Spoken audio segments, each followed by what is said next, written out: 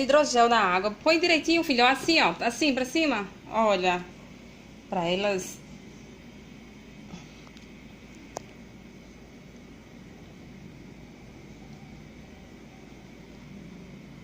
Põe as outras, filhão.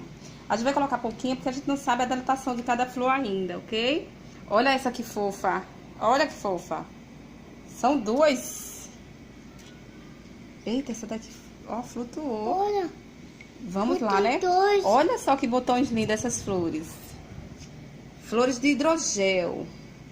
Elas vão ficar na água, a gente saber qual o máximo de dilatação para elas crescer. Passar aqui umas 4 horas para dar uma olhada, ok?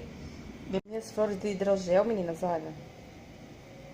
Não cresceu tanto quanto eu pensei que ia crescer, mas tão linda, então achei linda essa vermelha aí. Aí a gente vai fazer agora um arranjo com elas pra ver. Ok? Depois de 24 horas ela pegou esse mínimo tamanho, porque eu pensava que ela ia ficar maiorzinha, pelo menos maior assim, ó.